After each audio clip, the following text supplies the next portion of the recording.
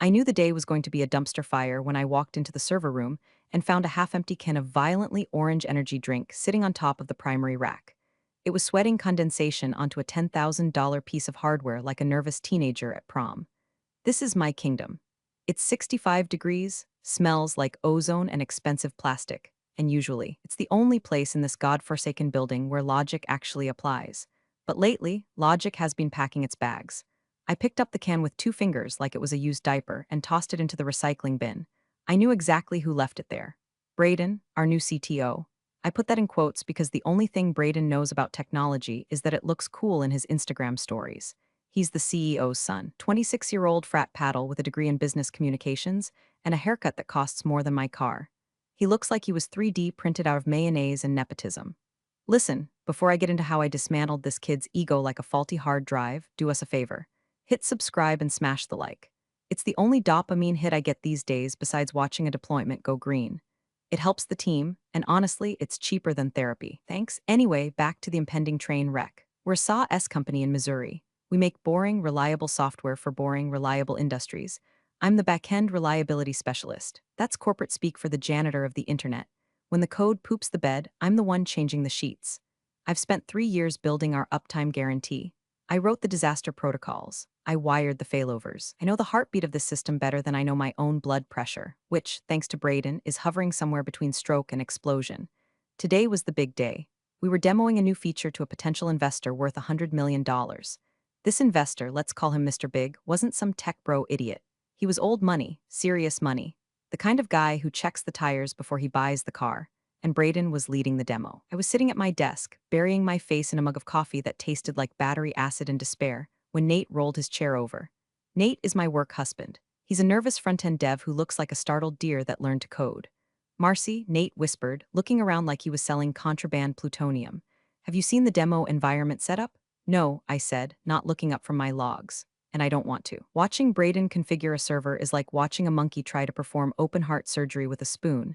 It's messy and everyone dies. He changed the routing, Nate said, his voice dropping an octave. He said the latency on the sandbox was killing the vibe. He wants it snappy. My head snapped up. He did what? He bypassed the load balancer, Nate squeaked. I felt a cold shiver go down my spine. Kind you get when you realize you locked your keys in the car with the engine running. Bypassing the load balancer on a live demo with real data? That's not just stupid, that's suicidal. It's like taking the brakes off a Ferrari because they weigh too much. I stood up, my knees popping like bubble wrap. I'm going to kill him. I'm going to strangle him with an Ethernet cable. Marcy, stop, Nate hissed, grabbing my arm. You can't. The CEO is in there with him. They're doing a dry run. If you go in there and start speaking nerd, they'll just say you're being negative. You know how they are. Good vibes only, Marcy. Solutions, not problems, Marcy. I hated that he was right. I sat back down, the rage simmering in my gut like bad sushi. This is the problem with modern tech. It's run by people who think the cloud is actual magic and not just a server farm in Virginia consuming enough electricity to power a small country. Think you can just manifest uptime. So what am I supposed to do? I asked, staring at my screens. Just wait for the crash. They told me to tell you to stand by, Nate said, looking at his shoes. Just be available in case, I repeated. In case the golden boy trips over his own ego, I looked at the clock. The demo was in 4 hours. I pulled up the system logs. If Braden was messing with the routing, I wanted to see exactly how bad it was. I wanted a front row seat to the apocalypse. I started typing, my mechanical keyboard sounding like gunfire in the quiet office. I wasn't just going to stand by. I was going to document this murder. Because in my line of work, if it isn't in the logs, it didn't happen. And I had a feeling that by the end of the day, someone was going to try to rewrite history. I just didn't realize that someone was planning to write my obituary. I put on my noise-canceling headphones, not playing any music, just enjoying the silence, which is the rarest commodity in an open-plan office. I dove into the access logs. Usually looking at logs is as exciting as watching paint dry, but today it was like reading a crime thriller. Here's the thing about servers, they don't lie. People lie. People say I didn't touch that setting or it was working fine yesterday. But the logs are the snitches of the digital world. They see everything, they record everything, and they never forget. I filtered for administrative actions taken in the last 6 hours, and there it was. A trail of slime leading right to Braden's credentials. User, BMAC2 action, disable failover protocol timestamp. 08:42 a.m. He didn't just bypass the load balancer. He disabled the failover. For those of you who don't speak geek, imagine a skydiving instructor packing a parachute, and then, right before the jump, he cuts the cord to the reserve chute because it looks bulky in photos. That's what Braden did. He turned off the safety net. But why? Why would anyone be that stupid? Stupidity usually has a pattern. You see someone try to fix something, fail, and make it worse. This wasn't that. This was clean, surgical. He went straight to the config file and commented out the rescue lines. I felt a pit form in my stomach. This wasn't just incompetence. This felt like sabotage. But who sabotages their own demo? I messaged Nate on Slack. Nate, come look at this. Don't make a face, just look. Nate rolled over, sipping a la croix that probably tasted like television static. I pointed at the screen. He disabled the failover, I whispered. Nate squinted. Maybe he needed the resources? The demo dataset is huge. Nate, listen to me, I said, grabbing his shoulder. If the primary node hits 100% CPU, the system won't switch to the backup. It will just die. It will freeze on stage. In front of the $100 million man. Nate's face went pale. You have to tell them. I can't tell them, I snapped. I'm negative energy, remember? Last time I tried to explain why we need redundancy, Braden told me I lacked vision. If I go in there now, say I'm trying to sabotage his big moment. So you're just going to let it burn? No, I said, narrowing my eyes. I'm going to buy insurance. I opened a terminal window. I couldn't revert his changes. His admin privileges overrode mine on the demo cluster. Another genius move by Daddy CEO. If I changed it back, he'd get an alert, and I'd be fired for insubordination before lunch. Instead, I wrote a script. A passive integrity monitor. Think of it like a dashcam for the server. It wouldn't stop the crash, but it would record exactly what caused it, who commanded it, and when it happened. I set it to mirror the logs to an encrypted external bucket, my personal oh shit drive. I typed furiously. Sudo tail f/var/log/syslog grep critical /hidden/evidence log. It wasn't much, but it was my alibi. I felt like a detective at a crime scene taking photos of the murder weapon before the killer even arrived. Around 1 p.m., the atmosphere in the office shifted. The air got thin. The sales team started pacing around like cocaine-addicted hamsters. The CEO, a man whose tan looked like it was applied with a spray gun, walked out of his office with Braden. Braden looked slick, too slick. He was wearing a suit that was too tight and a smile that was too wide. He looked like a shark that had just learned to walk. He caught my eye as he walked past my desk. Hey, Marcy, he said, not stopping. Keep the engine running, yeah? Might need you to restart a router or something. He winked. He actually winked. I felt the bile rise in my throat. Restart a router. To him, that's all I was. Tech support. The lady you call when the Wi-Fi is slow. He had no idea I was the only reason his digital playground hadn't melted into slag months ago. Sure thing, Braden, I said, my voice dripping with enough sarcasm to strip paint. Good luck. He didn't notice the tone. He was too busy high-fiving the sales VP. I turned back to my screens. My monitor was pulsing quietly. Recording, watching, waiting. God, I muttered to myself, I hate this place. The clock ticked closer to 2 p.m. All-hands meeting, the demo, the execution, I just didn't know whose head was on the block yet. Mine or his. The all-hands area was a glass-walled fishbowl in the center of the office. They had set up rows of chairs, a massive 4K screen, and a podium that looked like it belonged on a TED talk stage. The vibe was forced excitement, like a cult meeting where everyone is smiling but secretly checking the exits. I was told to stand by, which meant I wasn't allowed in the room, but I had to be close enough to fix things if they broke. So I sat at my desk, 20 feet away, watching through the glass like a kid grounded during a birthday party. I had the system metrics up on one screen and the live internal stream of the presentation on the other. Mr. Big, the investor, sat in the front row. He looked bored. He was scrolling on his phone, probably buying an island or shorting the yen. The CEO was sweating, introducing Braden like he was the second coming of Steve Jobs. And now, the CEO boomed, his voice echoing through the glass, the architect of our future, our chief technology officer, Braden, applause, smattering, polite, terrified applause. Braden hopped onto the stage. What's up, guys? Let's talk about speed. Let's talk about the future. He started clicking through slides. The marketing fluff was dense enough to choke a horse, but I wasn't watching the slides. I was watching the CPU load on the demo cluster. It was climbing 20%, 35%, 50%, then I saw it. A flag popped up on my secondary monitor. Alert, outbound traffic rerouted. Destination, production DB main. My blood turned to ice water. He wasn't just using the sandbox. He was piping the demo queries through the live production database, the one our actual paying customers were using. He must have hard-coded the pointer at the last second to make the data look realer. You idiot, I whispered. You absolute walnut. If that demo crashed, it wouldn't just kill the presentation. It would take down the platform. Real customers would lose data. It was catastrophic malpractice. I grabbed my keyboard to kill the connection to save the production DB. My finger hovered over the enter key. Ding. A Slack message from Nate. I looked over. Nate was inside the fishbowl, standing in the back near the door. He was looking right at me through the glass. His face was gray. He typed, "Don't fix it." I typed back, "He's hitting prod. It's going to crash everything." "Nate, I know. Look at your badge access logs." I frowned. "What?" I quickly tabbed over to the security dashboard. I queried my own badge ID. User Marcy admin status, active location. Server room nothing weird. I looked back at Nate. He shook his head slightly and mouthed something. I couldn't hear him through the glass. He pulled out his phone again. Nate, trust me, just go, clock out. Leave now, go, I thought, leave? In the middle of a crisis? Nate looked at me with an intensity I had never seen in his watery eyes. It was a plea, just go. I looked at the screen. The CPU was at 85%. Braden was ramping up to the live data stress test part of the demo. He was about to hit the button that would send a tsunami of queries into an unprotected, non-failover system linked to production. If I stayed, I would be the one trying to fix it. And if I was the one typing when it crashed, guess whose fingerprints would be on the murder weapon? Blame the mechanic, I muttered. It's the oldest trick in the book.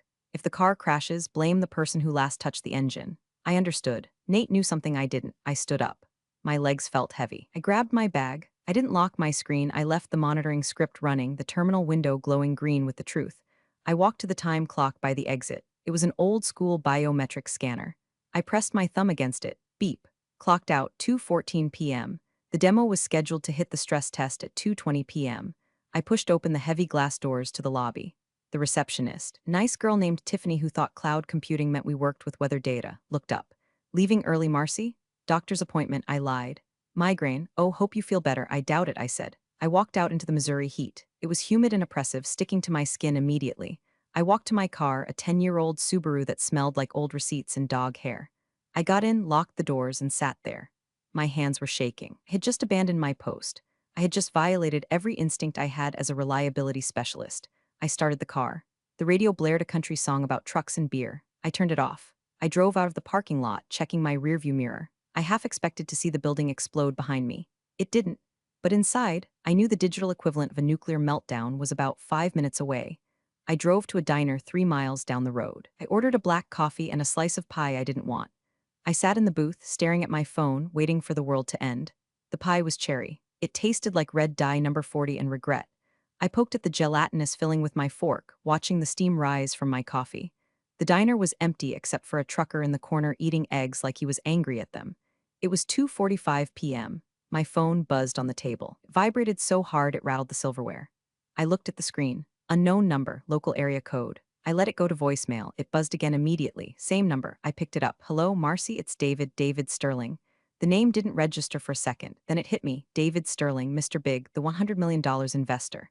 Why the hell was he calling my personal cell? Mr. Sterling. I sat up straighter, wiping a crumb of crust off my lip. Is everything okay? He laughed. It wasn't a happy laugh. It was a dry, incredulous bark. No, Marcy, everything is distinctly not okay. I'm currently standing in your parking lot while your CEO tries to explain why his son just nuked my database access. I closed my eyes. It happened. I said, keeping my voice steady. Did the demo fail? Marcy, the screen went blue, not just blue. Flashing error codes. Then the lights flickered. Then the fire alarm went off, apparently a server rack overheated. It was theatrical, I'll give it that. I'm sorry to hear that, I said, playing dumb. Here's the thing, Marcy, Sterling continued, his voice dropping. I just watched your CTO, and I use that term loosely, scream at your CEO. He said, and I quote, Marcy refused to provision the bandwidth. She sabotaged the script. My grip on the phone tightened until my knuckles turned white. Little weasel. He didn't just blame the legacy code, he blamed me personally. He said what? My voice was a low growl. He said you were in the server room messing with the load balancer right when it crashed. He claimed he saw you doing it. He said you have a vendetta against him because you didn't get the promotion. I felt the blood rushing in my ears, the audacity, the sheer, unadulterated balls on this kid. Mr. Sterling, I said, my voice shaking with rage, wasn't in the server room. I know, Sterling said, and I could hear the smile in his voice. I paused. You? No? Yeah, funny thing about due diligence, Marcy. I don't trust slide decks, I trust logs. When the system crashed, I asked to see the access audit immediately. Your CEO tried to stall, but I insisted. I pulled the badge entry logs for the server room. He paused for effect. The last person to enter the server room was the janitor at 6 o'clock a.m. And you're back. You clocked out at 2:14 p.m. 6 minutes before the crash. Unless you can telepathically crash a server from the highway, you didn't do it. I let out a breath I didn't know I was holding. The air in the diner suddenly felt breathable again. Thank you, Mr. Sterling, I whispered. Don't thank me yet, he said. They don't know I know. I haven't shown them the logs yet. I just walked out. I wanted to call you first. Because if they're willing to lie about this, they're hiding something worse. They are, I said. The dam broke. He disabled the failover, Mr. Sterling. He bypassed the safety protocols to make the demo faster. He routed the test traffic through the production database. He risked every client we have for a faster load time. Silence on the other end. Do you have proof? He asked. His voice was cold now, business cold. I have a passive integrity monitor running on my workstation, I said. It's mirroring every admin command to an external bucket. I have the timestamps, I have the command lines. I have his user ID executing the override. Good, Sterling said. Don't come back to the office. Go home. Secure those logs, make copies. Do not answer calls from the office. Can you do that? Yes. I'm going to let them stew for bits, Sterling said. I want to see how deep they dig this hole. I'll call you tomorrow. Click. I stared at the phone. The trucker in the corner burped. I wasn't just an employee anymore. I was a witness, and I held the smoking gun. I took a bite of the pie. It still tasted like regret, but now it had a hint of sweet, sweet vengeance. I live in a small ranch house with a mortgage I tolerate and a cat named Pseudo who hates everyone. When I got home, I didn't turn on the lights. I went straight to my home office, a glorified closet with 3 monitors and an ergonomic chair that cost more than my couch, and fired up my personal rig. I logged into the external bucket where my integrity monitor had been dumping data. There it was. The autopsy report of a suicide mission. 141955 user. BMAC2 command. Force reroute prod DB01142002 system warning. Latency spike 400% 14. 2015 user. BMAC2 command. Ignore warnings RF 14 2045 critical failure. Kernel panic. He had manually overridden the warnings. The system tried to save itself. It tried to scream stop hitting me, and he gagged it. It was brutal to read. It was like reading a transcript of someone driving a car into a wall while the GPS screamed turn around. My phone buzzed. It was Nate. Nate, are you safe? Me, I'm home. What's happening there? Nate, it's a bloodbath. Braden is in the CEO's office. I can hear shouting through the walls. HR is running around with clipboards. They confiscated your laptop, Marcy. I smiled grimly. Let them have the laptop. The script had already uploaded the payload. The laptop was just an empty shell. Me, did they say anything about me, Nate? Yeah, Braden is doubling down. He's saying you set a logic bomb to trigger when you left. He's saying it was revenge for the VP promotion he got. Me that little. Nate, there's more. I heard him rehearsing this morning, in the break room. He was on the phone with someone. He said if the legacy stack can't handle it, I'll just blame the old guard and bring in Alpha Stream. My blood ran cold. Alpha Stream, they were a consulting firm, a digital transformation shop funded by the same VC group that Braden's frat buddies worked for. It wasn't just a mistake. It was a planned obsolescence. He wanted it to crash, maybe not this hard, but enough to justify firing the internal team, me and Nate, and outsourcing the contract to his friends. He tried to break it, but he broke it too hard. He burned the house down trying to collect the insurance money on the furniture. Me, Nate, did you tell anyone this? Nate, God, no. I have a mortgage, Marcy. I'm terrified. They're asking for witness statements. Me, don't sign anything. Say you were in the bathroom. Say you saw nothing. I'll handle this. I put the phone down. Pseudo jumped onto the desk and purred, rubbing his face against the monitor displaying the code that would end a man's career. You're right, buddy, I told the cat. It's time to go nuclear. I didn't call HR. HR works for the company. HR is there to protect the CEO from lawsuits, not to protect employees from the CEO's idiot son. If I went to HR, they would bury this. They would offer me a severance package with a non-disclosure agreement attached, and Braden would get a slap on the wrist. No, I needed a bigger gun. I opened a secure email client. I attached the logs. I attached the screenshots of the chat with Nate, redacting his name to protect the innocent coward. I drafted a subject line, evidence of intentional sabotage internal investigation. But who to send it to? Not the CEO. Not the board, they were in the CEO's pocket. Then I remembered Sterling's words. I'm going to let them stew. I found Sterling's venture capital firm's website. I found the email for their general counsel. I typed to the Office of General Counsel regarding the incident at company name. Attached are timestamps and server logs proving intentional bypass of safety protocols by C-suite executive, resulting in data loss. I am the back-end specialist being framed. I am prepared to depose. My price is anonymity until the hammer drops. I hit send. I went to the kitchen and poured myself a glass of whiskey, cheap stuff. It burned going down just the way I like it. I wasn't the reliability specialist anymore. I was the demolition expert, and I had just lit the fuse. The next morning, I called in sick. I put on my best I might be dying of the plague voice, but I don't think the receptionist cared. She sounded like she had been crying. Okay, Marcy, I'll put it in the system. Keep your phone on. Management might need to reach you. I'll try, I rasped, so weak. Cough, cough. I hung up and immediately spun my chair to the monitors. Overnight, the email I sent to Sterling's legal team had gotten a response. A fast one. Misredacted, we have received your documentation. Mr. Sterling has verified the authenticity of the timestamps against his own findings. We are opening a formal inquiry into fiduciary mismanagement at company name. Please preserve all data. Not communicate with company name leadership without our counsel present. We will be in touch. Fiduciary mismanagement. Now that is a sexy phrase. It means you played with the investor's money and lost. I pinged Nate, me status report. Nate, it's weird. It's really quiet. Braden isn't here. The CEO is in a closed-door meeting with 2 guys in suits I've never seen before. Lawyers, me probably. Nate, also. IT ops is trying to image the server drives. They're looking for the logs. I laughed out loud. Of course they were. They were trying to scrub the crime scene. I logged into the backdoor admin account I kept for emergencies. Yes, it's against policy. Yes, it saved the company 3 times last year. Sue me. I watched them working in the terminal. I could see the commands they were typing. They were clumsy. They were using RM commands to try and delete specific lines from the syslog. They were trying to erase Braden's user ID from the history. It was adorable, like watching a toddler try to clean up spilled juice by smearing it around with a dirty sock. They didn't realize that Linux systems have multiple layers of logging. They were deleting the syslog, but they forgot the auth log. They forgot the bash history. And they definitely didn't know about the immutable backup snapshot I had triggered the moment I clocked out yesterday. I didn't stop them. I let them delete it because attempting to destroy evidence is a separate crime. And it makes you look way, way guiltier than just being incompetent. I took screenshots of them deleting the files. I timestamped them. I added them to a new folder titled Obstruction of Justice Zip. Around noon, my work email, which I was monitoring remotely, dinged. A meeting invite. Subject, Incident Review/Employment Discussion Host, HR Director Attendees, CEO. Braden, CTO time, 4 o'clock p.m. today location. Main conference room. They were going to fire me.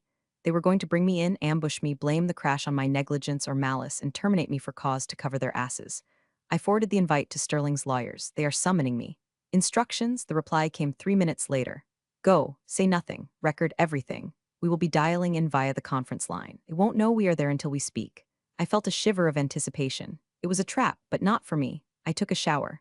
I washed the stale coffee smell out of my hair.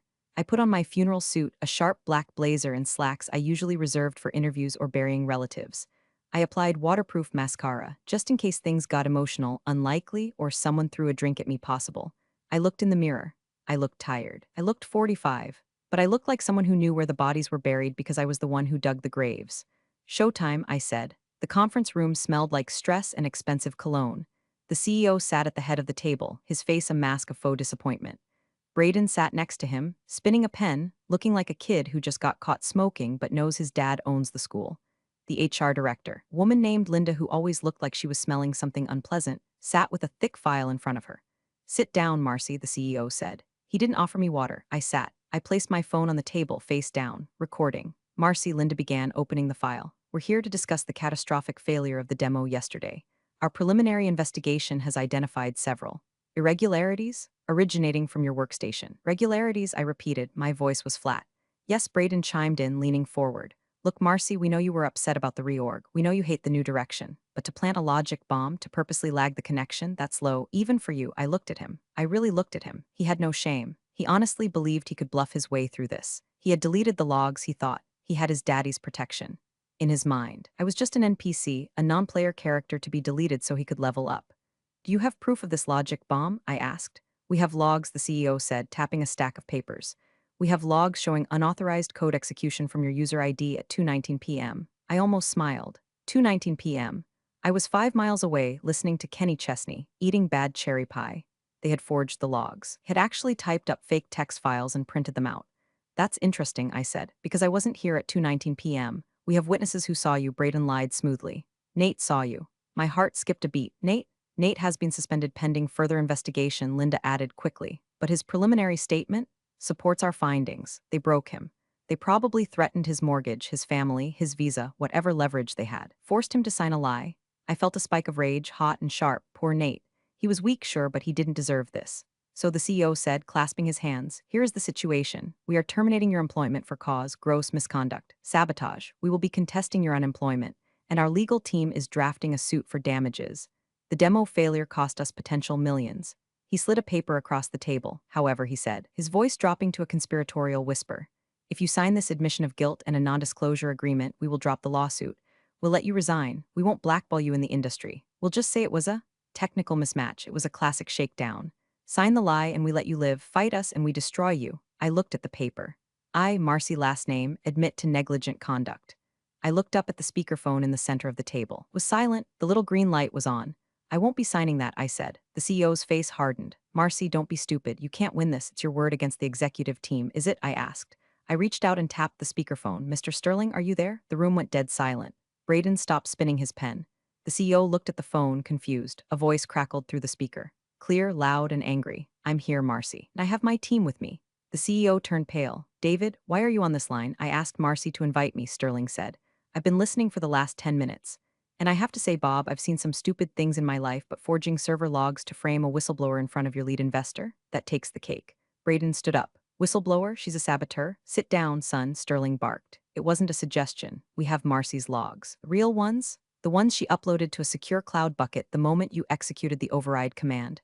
We also have the timestamps from the badge reader. And we have the metadata from the file deletion party your IT team threw this morning. The air left the room. It was sucked out, leaving a vacuum of pure panic. Marcy, Sterling said, you don't need to say another word. We're taking it from here. I looked at the CEO. He wasn't looking at me. He was looking at his son with a look of pure horror. Not because his son did something wrong, but because his son got caught. I stood up. I think I'm done here. I didn't wait for permission. I walked out. I didn't go back to my desk to pack. There was nothing there I wanted. My plants were dead, my stapler was jammed, and the photos of my dog were already on my phone. I walked straight to the elevator. My heart was pounding, but it was a good pound. A victory rhythm. Thump, thump. You win, thump, thump, they lose. I made it to the lobby before I heard footsteps running behind me.